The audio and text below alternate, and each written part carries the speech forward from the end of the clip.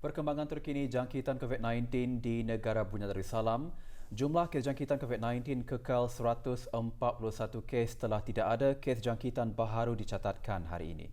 Yang berhormat Datuk Seri Setia Dr. Awang Haji Muhammad Isham bin Najib Jaafar, Menteri Kesihatan, mengongsikan perkara itu pada sidang media situasi terkini jangkitan COVID-19 petang tadi.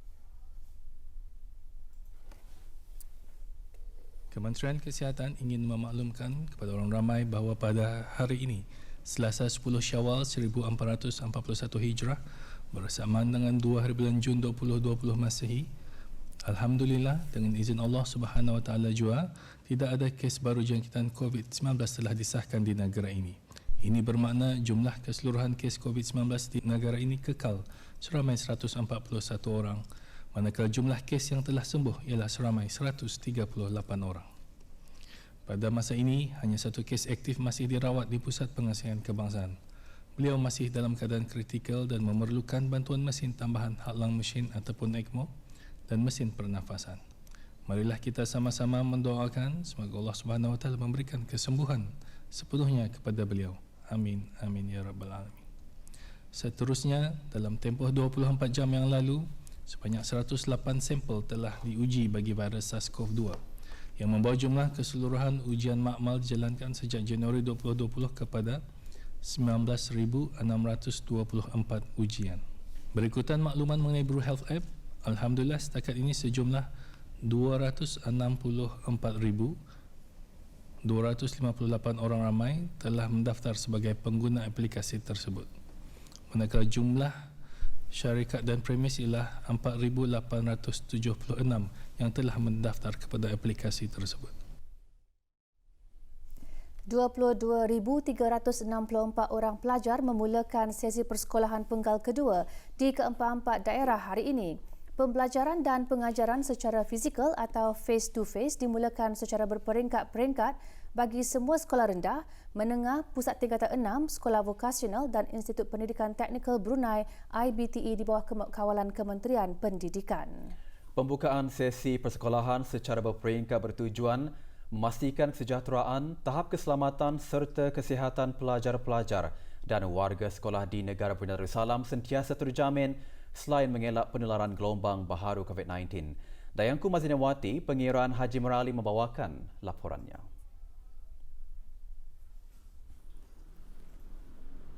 Pada peringkat pertama ini, pelajar-pelajar yang akan menduduki peperiksaan awam diberi keutamaan untuk memulakan sesi persekolahan.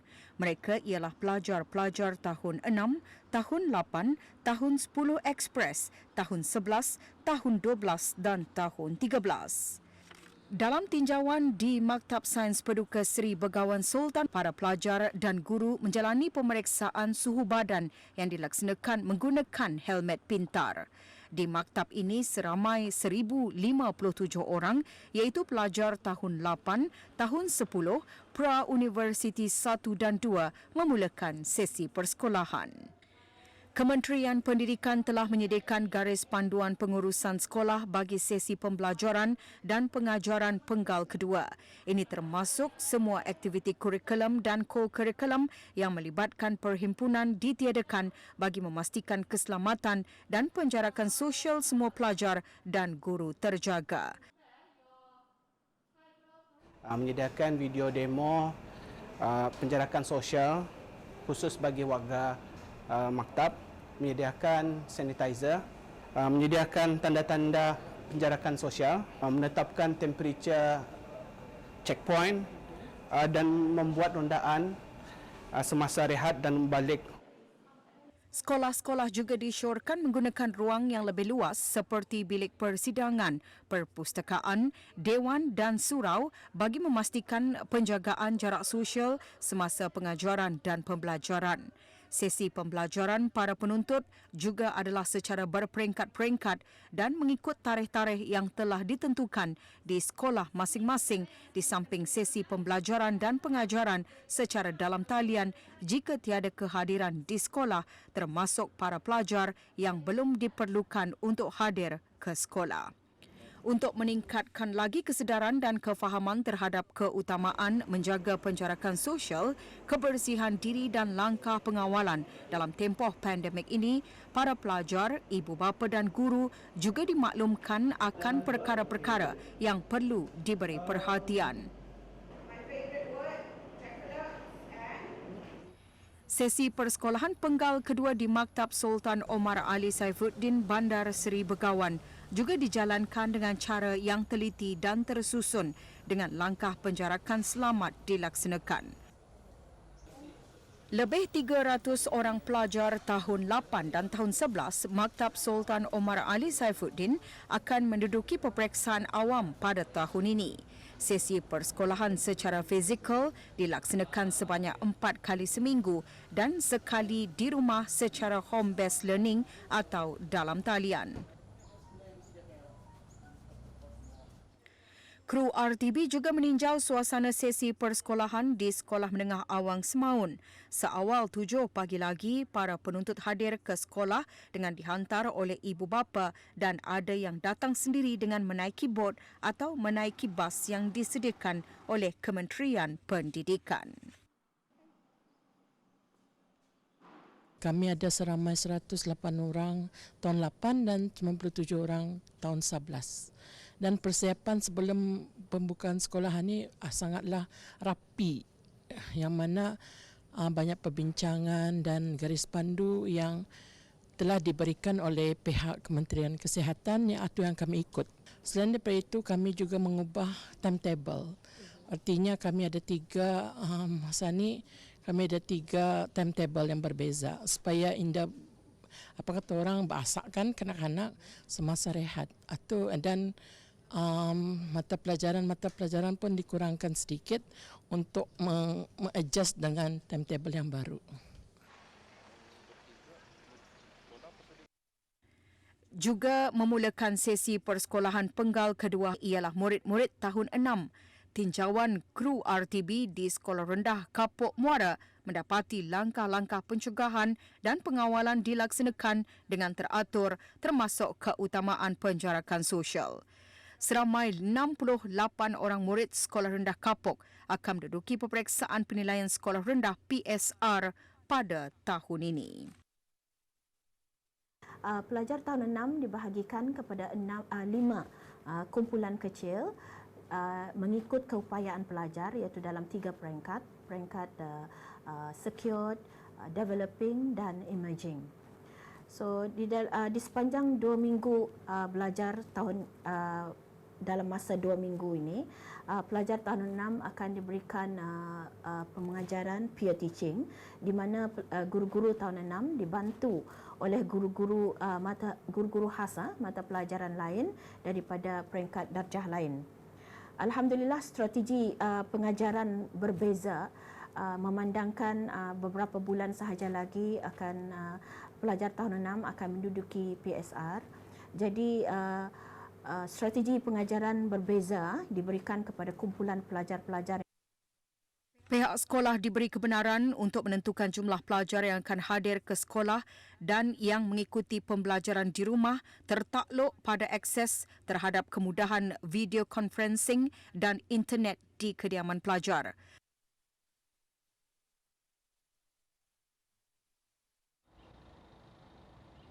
Sekolah-sekolah antarabangsa turut sama memulakan sesi pembelajaran dan pengajaran. Sekolah Antarabangsa Jerudong JIS memulakan sesi persekolahan dengan mengambil langkah-langkah yang sama dalam pencegahan dan pengawalan COVID-19 bagi warga sekolah. Lebih banyak berita mengenai hari pertama persekolahan secara berperingkat-peringkat disebabkan COVID-19 selepas ini.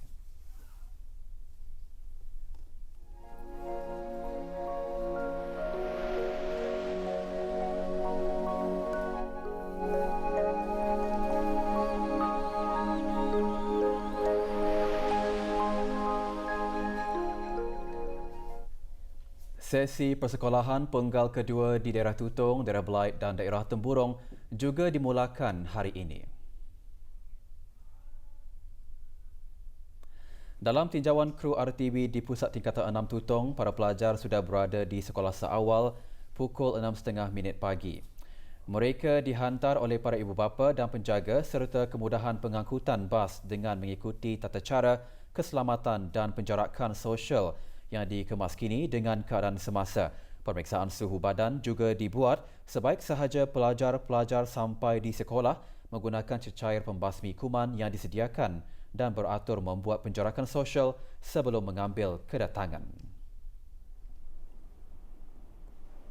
Pihak sekolah, tenaga pengajar melaksanakan proses penilaian bagi mengetahui keberkesanan sesi pembelajaran dan pengajaran sepanjang tempoh penutupan, iaitu menjalankan sesi pengajaran seperti biasa di sekolah, melaksanakan program sokongan bagi pelajar-pelajar yang memerlukan bantuan.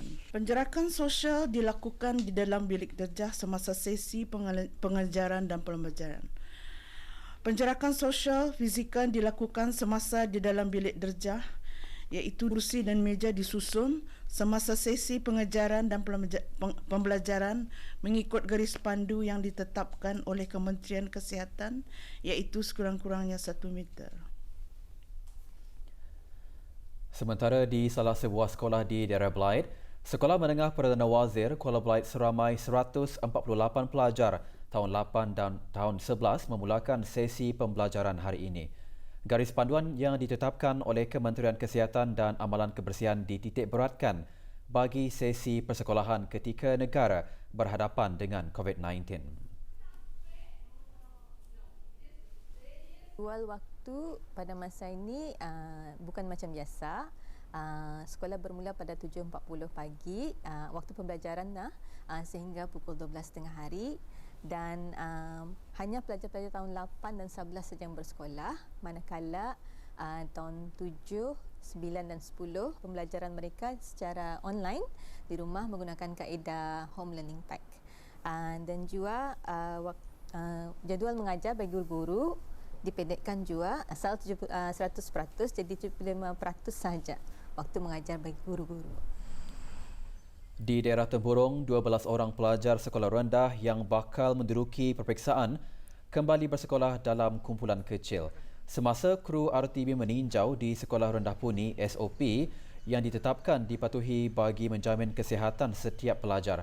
Pengurusan sekolah juga mengambil langkah keselamatan yang tinggi bagi mengelak perhimpunan besar, hadkan jumlah pelajar dan mengamalkan kebersihan di kawasan sekitar luar dan dalam sekolah.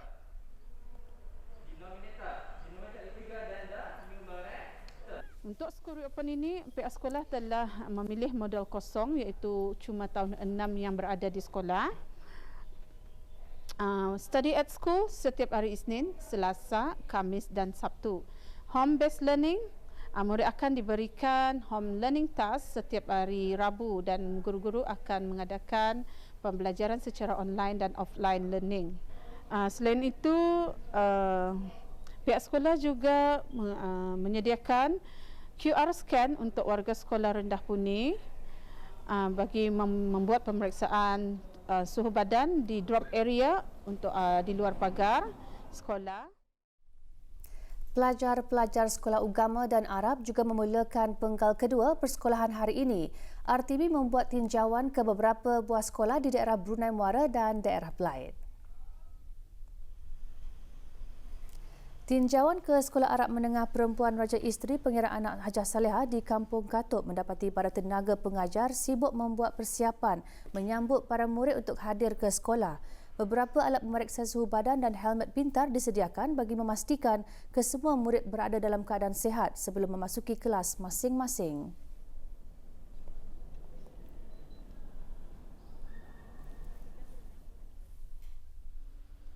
Di Sekolah Agama Pengiraan Anak Puteri Mutawakilah Hayatul Bolkiah, Kampung Serusuk pula, murid-murid darjah 6 bersedia untuk memulakan sesi pembelajaran mereka.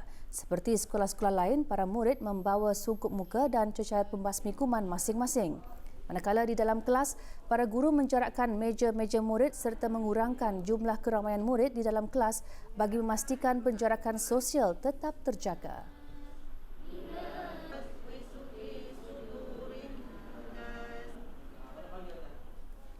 Juga ibu bapa juga perlu membekalkan makanan dan minuman sendiri untuk anak-anak mereka yang sedang bersekolah dan tidak dibenarkan untuk berkongsi makanan bersama rakan-rakan yang lain. Jangka masa pengajaran di sekolah juga dipendekkan.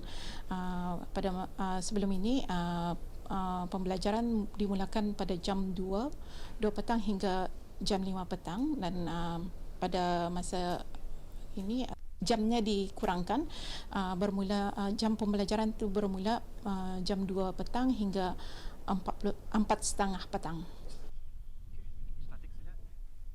Manakala di daerah Belait, salah sebuah sekolah yang menjadi tumpuan ialah Sekolah Ugama Penggerak Anak Puteri Rashidah Sadatul Bolkiah Seria. Seramai 87 orang pelajar dari kelas 6 menghadiri persekolahan. Kehadiran pelajar-pelajar ke sekolah juga dimulakan dengan pemeriksaan suhu badan. Alhamdulillah, setakat ini kami masih mengikuti garis pandu yang telah ditetapkan oleh jabatan. Diharap diorang walaupun diorang belajar secara online, mudahan diorang dapat mengambil apa yang telah diajarkan secara online, dapat menangkap, dapat membuat praktikal dengan baik, dapat menjawab soalan dengan baik, mudahan juga. Lepas tu dapat jumpa kawan-kawan, lepas tu dapat jumpa cikgu biar lebih fokus sama dapat tanya cikgu direct. Boleh berjumpa kawan-kawan dan cikgu-cikgu. Belajar dan membanyakkan fokus dalam pelajaran. Syukur dapat jumpa kawan-kawan, so dapat tanya cikgu face to face lah. Bagi para pelajar, sesi penggal kedua persekolahan sangat mencabar. Dalam situasi ketika ini, apatah lagi mereka giat membuat persediaan menghadapi peperiksaan awam. Walaupun keadaan persekolahan dalam norma baharu, namun para pelajar masih tetap bersemangat untuk kembali ke sekolah dengan mengamalkan penjagaan kesihatan pada tahap maksima.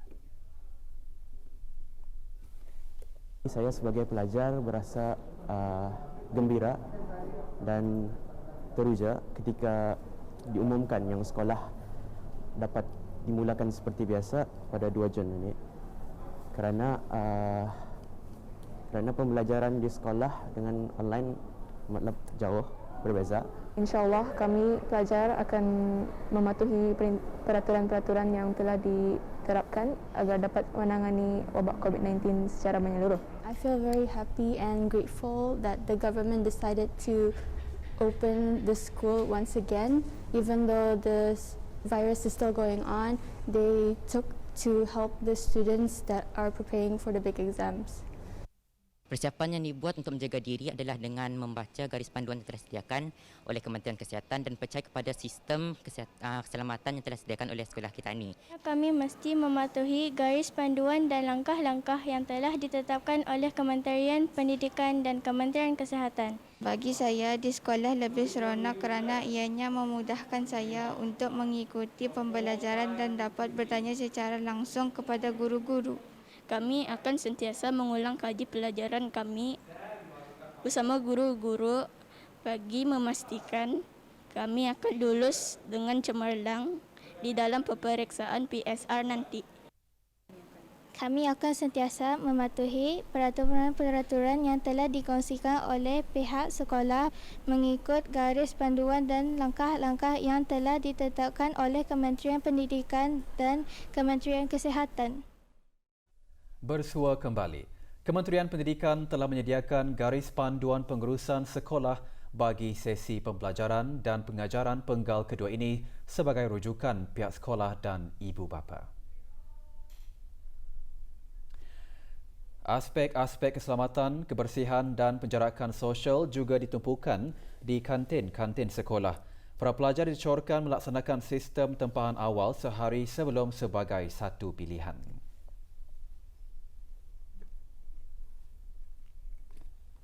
Di kantin-kantin sekolah, para petugas kantin perlu mematuhi saranan Kementerian Pendidikan dengan memakai sungkup muka dan sarung tangan. Mereka juga dinasihatkan untuk mengamalkan kebersihan diri pada setiap masa seperti mencuci tangan sebelum mengendalikan makanan dan paling penting sentiasa membersihkan premis kantin. Ini adalah bagi mengurangkan risiko jangkitan dan menjaga kebersihan makanan yang disediakan kepada para pelajar dan warga sekolah. Terdapat juga pihak sekolah yang menyediakan makanan dan minuman yang diberikan terus kepada para pelajar di dalam kelas masing-masing tanpa perlu bersesak-sesak di kantin. Sebagai langkah kawalan dalam tempoh pandemik ini, para pelajar, ibu bapa dan guru juga akan diberikan maklumat pentingnya mengenai perkara yang perlu diberi perhatian. Kementerian Pendidikan akan terus bekerjasama dengan Kementerian Kesihatan bagi perkembangan terkini dan nasihat yang bersesuaian dengan keadaan semasa.